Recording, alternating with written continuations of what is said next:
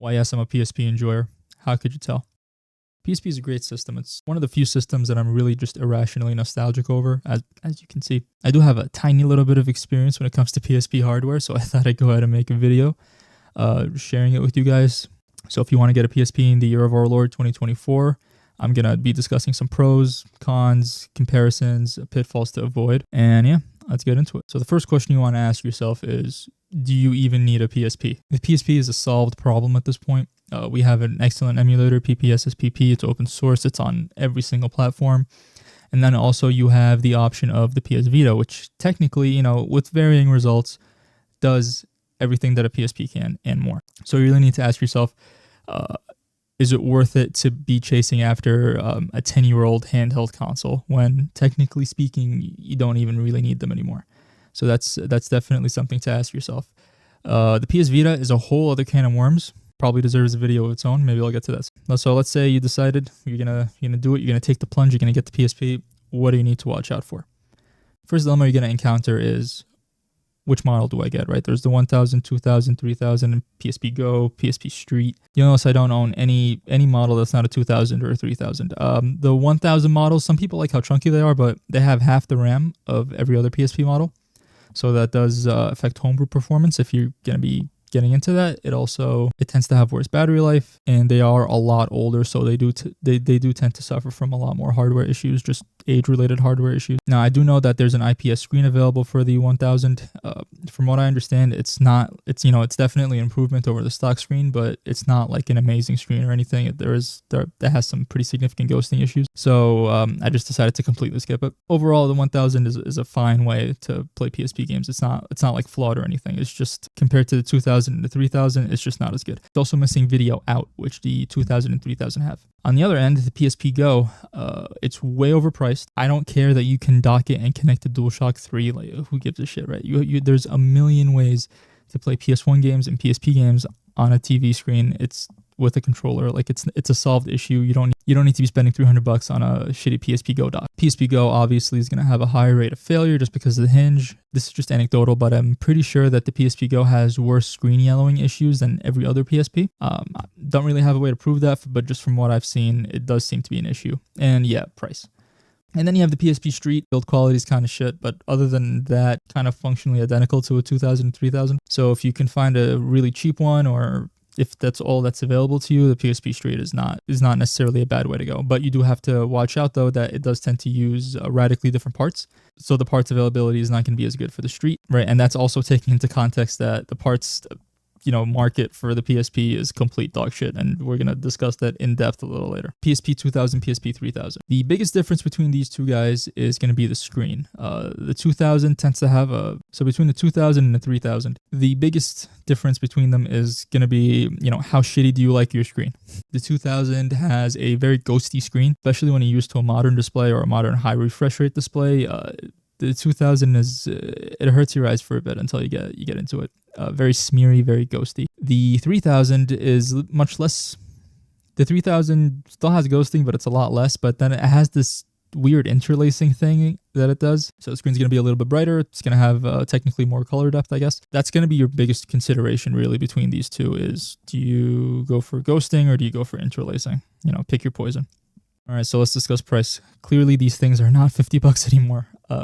You're looking at around 100-ish for a decent condition, 2000 or 3000, closer to 120 or 130 for a really good condition one. PSP Fats tend to be a little bit cheaper than that, and then the PSP Go, from what I'm seeing, is usually around 150 for a decent condition one. And then if you want the dock, then add like $300 or some shit. It's crazy. If you're spending around $90 to $100 on a PSP, you're doing pretty well these days, at least. So just like the DS and GBA and all that, there is an absolute scourge of resellers and refurbishers on eBay that will sell you reshelled PSPs. Honestly, straight up avoid them. There is not a single aftermarket PSP shell that's available that's not complete dog shit. This is actually my original PSP, but it's like a ship of Theseus thing where I think the only thing remaining of the original console is like the motherboard. This thing has been reshelled maybe like 6 or 7 times by me through the years. Bought it used like all the way back in like 9th grade. It was in pretty rough shape. I used it until it fell apart, and then I reshelled it, and then that fell apart, and then I just kept going with it. So I've tried them all really. Tried the non-clear ones. I've tried the clear ones. They all suck. Feel as good. They never fit well. They end up being creaky. I've seen people do cuts and stuff to try to fix it. It's just cope. These are shit. All right. So really, the goal of your PSP ownership experience is to try to maintain the original shell for as long as humanly possible, because the second you start switching out parts, it's just downhill from there. Online, actually, just speaking of shells, is people complaining about the PSP buttons and D-pad. They're saying that they're mushy or they don't feel good. I think the reshelled systems are so widespread at this point that people are mistaking them for what an actual PSP feels like. Reshell buttons and membranes tend to be mushy. They tend to not be as tall as OEM.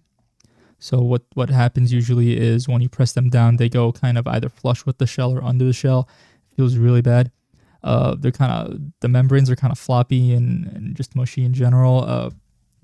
Actual original PSPs have really decent feeling buttons, actually. They have a correct amount of stiffness. The D-pad actually has a pretty damn good pivot. So if you're having any weird control issues or if your PSP doesn't feel too good, there is a good chance it might be a reshell. So yeah, I would take a beat up, yellowed, scratched up, whatever original shell over a brand new reshell any day of the week battery. These things have some spicy ass pillows, and they will explode, and they will do their best to destroy the system. So let's talk about the consequences of leaving a battery in your PSP and letting it expand over time. So these two systems right here, I got these a very long time ago. They were, I think, the Vita was still in production back then, actually. They were complete in box. That's those two boxes in the back. I foolishly did not remove the batteries.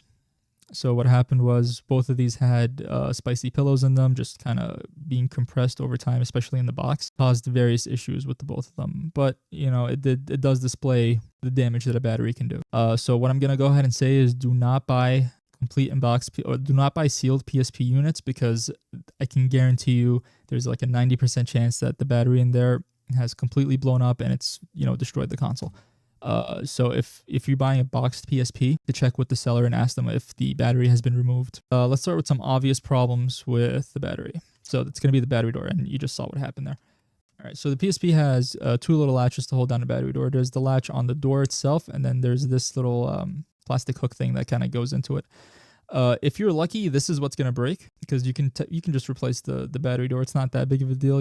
Again, it's not going to be as good as, it's not going to feel as good as an OEM one, but whatever, you can at least fix that problem, right? If you're very unlucky, the hinge on the actual unit will break, and then there's no real way to fix that, unfortunately. Other than changing the shell, but you don't want to do that. That's not even the thick of it when it comes to battery damage. A good way to tell if a PSP had a battery go bad inside of it is if you see the stickers there. If you see the stickers and they're really compressed into the creases of the case, that's actually a pretty good sign that a battery had expanded and there was putting significant pressure down. So that was damage that you could see. Let's talk about damage from the battery that you can't see. So this guy, unfortunately, has pretty significant damage from an expanded battery. So the door is fine. Both sides of the latches are fine. You might think there's no issue. Go ahead and buy it. Hold on, right? Yeah. There's two ribbon cables, and what can happen is either one of them can get busted. The membrane itself can get busted, or the battery can expand so much to the point where it's like flexing it and it'll rip a trace or something. So actually I have not opened this guy up yet. So what I did was I ordered a membrane. I'm just going to open it up once just to have everything. If I'm lucky and all that happened is the ribbon cable got detached, fantastic. If not, and I have to replace the part, I'm only opening it up once, so I'm not ruining the screw bosses or anything. That's going to be one of the bigger issues, really. So it can mess up your buttons. On the PSP 3000 especially, it can actually crack your screen. The 3000 has like a thinner screen for some reason. It's actually pretty fragile, so it can crack your screen. So definitely try to, if you're going to be buying a PSP, especially if it's complete in box, you need to be turning it on and, checking the latches, checking the buttons, checking the screen. Speaking of screens, the PSP suffers from what I like to call piss screen, and I'll show you what that looks like. It's a very unfortunate condition that affects a lot of portable systems. You can probably actually just see it from there. A great way to run a quick diagnostic on the PSP without installing any actual software is the browser. So yeah, there you go. Complete piss. Yeah, so ironically, this is the worst unit. I've actually gotten pretty lucky with the yellow screen thing on all my units. This is easily the worst, and ironically, it's the one that was in a box, completely sealed. So I did order. So what I did was I did order a PSP 3000 screen for it. I don't know what that market looks like. I don't know what those screens are like. So I guess that's a decent learning experience. I might make a video on that when it gets here and I replace it. And yeah, so especially with Japanese units, because again, Japan is very humid relative to a lot of places in the world. Yellowing is a significant problem. While we're in the browser, you can run a few other quick diagnostics. So if you want to test if the analog, no, it died. All right, well, we'll talk about those shitty aftermarket batteries a little later too. As I was saying, so while we're in the browser, you can check on a lot of the other aspects of the hardware, right? So if you want to check if your analog stick is drifting, the browser is a great way. The browser is pretty great for that. You just kind of spin it and see if the cursor flies in any direction.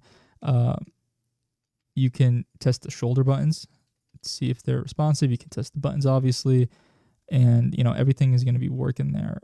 If you want to test the D-pad, you can just do that. So the browser is a really good tool to be able to identify if there's any, easy to identify or obvious hardware issues with your PSP. All right, so these aftermarket batteries, oh boy, is this an issue. I think this one is actually swelling a little bit. It doesn't feel right.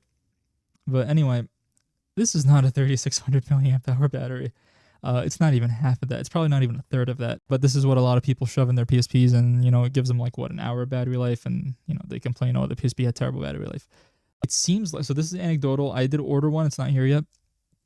It seems like there is one specific company that seems to make good PSP batteries that are at least equivalent to the original battery in terms of battery life, and that's Cameron Sino. I'll post a link in the description if I can. Probably coming out of the same factory as these Ornstein. What the fuck? Ornstein ones? Whatever. Anyway, they're probably coming out of the same factory. I ordered one of each. We'll see if there's any significant differences. I'll post an update on that. Just anecdotally from what I've been reading online, those tend to be pretty good batteries. So avoid these pieces of shit. Don't think that you're getting 3600 milliamp. Don't think that you're getting twice the battery life. You're not. Garbage. So Cameron Sino or Ornstein. Not that I'm repping these two brands or anything. Again, there's probably a third and a fourth brand where it all comes out of the same factory. Those are the two that I've identified, at least, or that the internet has identified. So that's your battery situation. So if you see this on any listings, just garbage. All right, so you might think you're smarty pants and you're gonna get a broken PSP, keep the shell, right, and then just replace the broken bits. Unfortunately, that's also not a very good idea. A very common failure point with the PSP 3000 is these little button membranes here. Another one just fell off. Oh my god. All right. For whatever goddamn reason, they decided to stick the buttons on the actual membranes. I think what happens with this, I think, is the force tends to be a little rougher on the joint compared to the membrane of any other controller, of a regular controller. So these rip a lot. Really doesn't seem to be a good way to fix them. I've been kind of brainstorming. Obviously, glue and super glue, that's not gonna work. So I've been brainstorming. If you have any ideas, definitely let me know. But yeah, I haven't thrown any of my original messed up buttons out. Hopefully I can try to salvage these because the replacement buttons suck ass. Now, first off, the colors don't even, all right, it's really hard to tell with the lighting that I have going on, but the colors are not even close to being the same. Actually, no, you can tell a little bit with the S button. The replacement buttons are significantly less saturated than the OEM that I have right there. I got these two blue units. You can see this is the one with the original buttons. This is absolutely significantly darker than the replacement. So the colors are never right, unfortunately. But even if you have a black PSP, here I got the black set just to try it out. So even if you get the black set, there's a very significant flaw with all of these. The actual buttons are not as tall as the original ones. I'm going to try to post some macro shots. It's like a fraction of a millimeter less on the knockoff buttons. It makes such a big difference. So this is the original buttons. You can see I can press them, they bounce back nice. You can see how it doesn't fully depress into the shell. There's like a fraction of a little millimeter there. This makes a significant difference in button feel actually. Without this, when the rest of your thumb hits the shell, it feels terrible. It feels mushy. It feels like the buttons aren't springing back right, and that's exactly what's going on here. Thankfully, they don't completely depress into the shell, but they do depress enough that it's more or less flush. So while they're usable and I guess they feel okay, they feel nowhere near as good as original hardware. Unfortunately, it's all I'm stuck with for this unit at least until I figure out how to fix those membranes. So don't think you're being smart by just buying the replacement parts because they suck. The D-pad also differs significantly from the original D-pad. The pivot is a lot less. D-pads are just garbage, just absolutely unusable. These little strips here, they're okay, but they tend to not be as big.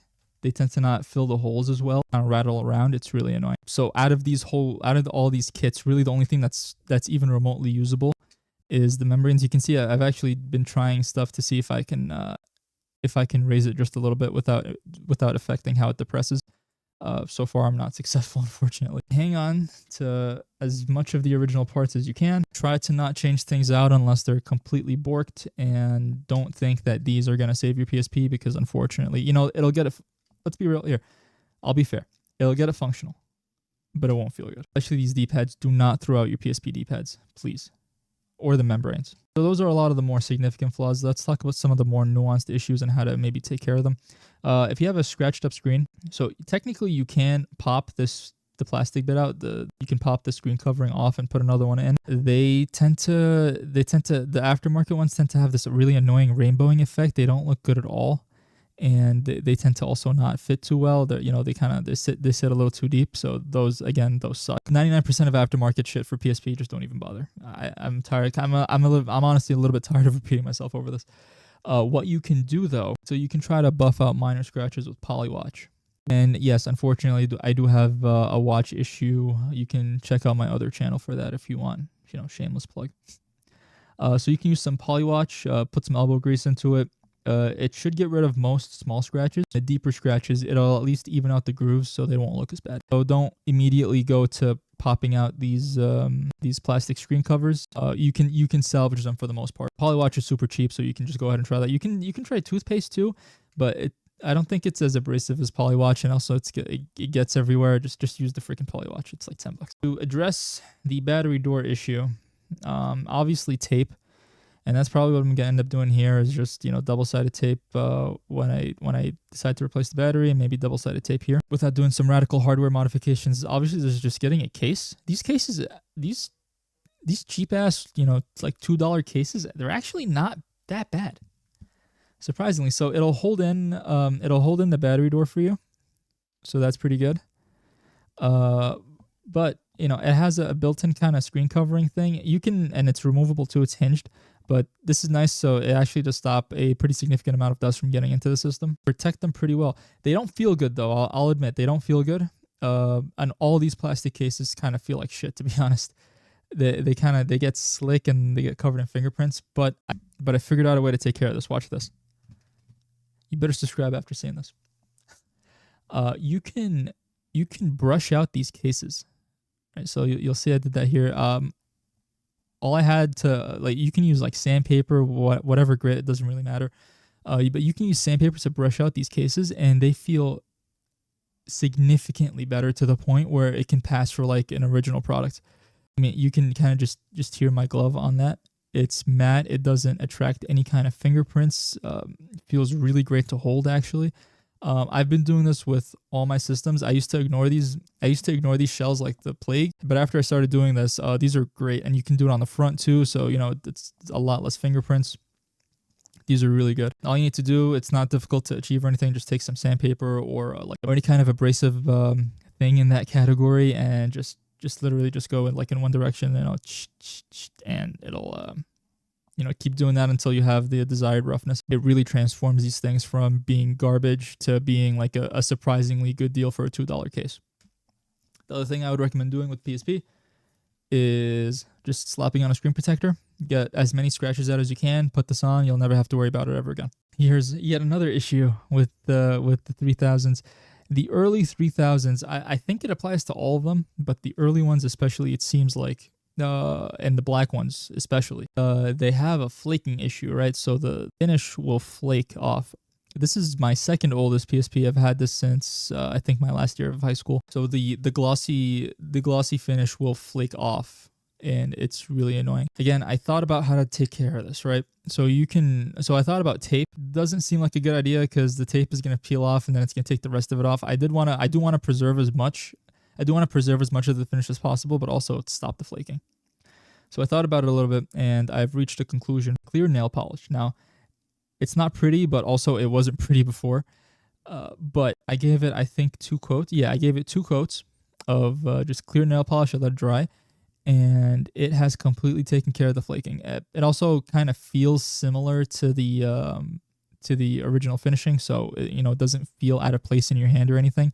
The underlying plastic has a completely different finish from the glossy stuff, so it feels really weird in your hand. This mostly takes care of that. It also definitely stops the flaking issue. As you can see, I can take these fuzzy gloves, rub them all over, and nothing. Think about it before doing this to your PSP, but my goal was to preserve the shell and also stop the flaking and try to have a permanent solution to stop this flaking. This did the trick. Not pretty, but think about it before taking nail polish to your PSP. The other thing you can do is maybe take black nail polish, but that's the thing. The thing is, I don't know when it dries. I don't know if it's going to be the same kind of glossy texture. So that might actually just look worse than this. I'm not too sure. If anyone else has done this, let me know, but probably not. I'm the only crazy person that's going to put freaking nail polish on their PSP. But yeah, so watch out for the flaking thing. Obviously it's probably going to start at the corners and just get worse. Definitely a problem. You can't stop it. So something to think about if you're going to be buying a PSP and you notice that's flaking. All the other issues are pretty minor. What else can go wrong, right? I guess the UMD drive can go wrong. What do I have in here, actually? Tycho. The UMD drive can go bad. The laser can go bad. The motor can go bad. They do have replacements. Now, obviously, there's no factory out there making UMD drives. They're just pulled from old consoles. So you might have to buy like 1 or 2 of them until you get a decent working one. You can just go ahead and just throw another UMD drive in. It's not that big of a deal. The only game I've even considered buying is just the Mega Man Legends 1 and 2 pack, just because I freaking love Mega Man Legends, and to this day, not only am I sad about Legends 3, but my heart cries, and there's a hole in my soul because we never got these localized, and these are the superior version of the game. So if I find these for cheap, I'll probably grab them.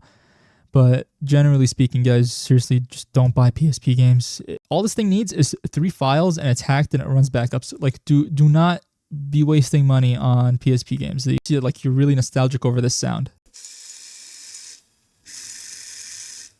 If you really, really need that in your life, you can go ahead and buy UMDs. UMDs were a bad thing.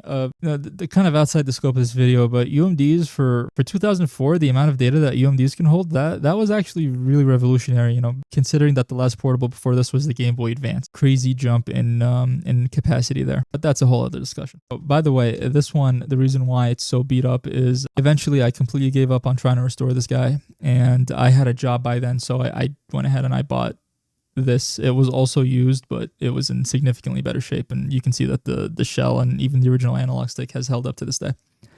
That's the story behind why this is significantly filthier than everything else. So just to wrap up on the PSP, things to watch out for: reshells. Don't even freaking bother. Garbage. Kill it. About the issues that happen secondary to the battery blowing up. Do not buy sealed consoles, because whatever's inside that box is destroyed.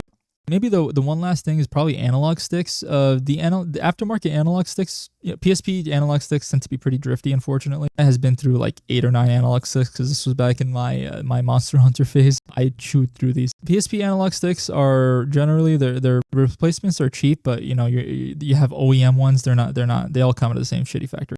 But compared to other aftermarket PSP parts, they feel pretty close to the original. The dead zone is a little bit bigger from just on average from what I've experienced. But if you need to, PSP replacement sticks aren't too bad from both feel feel and functionality. Colors are never going to match. Actually pop off the cap and just put it on the replacement stick. That's not too big of an issue. We talked about the screen yellowing issues. It's not as bad as the DS, but still pretty significant. And the PSP just in general is significantly easier to work on than the DS. So that's, and since this red guy needs a screen badly, I might just make a video. So yeah, in general, it's not as complicated or as annoying as a lot of Nintendo consoles, just because Nintendo people tend to have slightly higher rates of mental illness, unfortunately, compared to us PSP Chad. So yeah, that was maybe a not so quick rundown on PSP hardware. Vita's probably going to be next.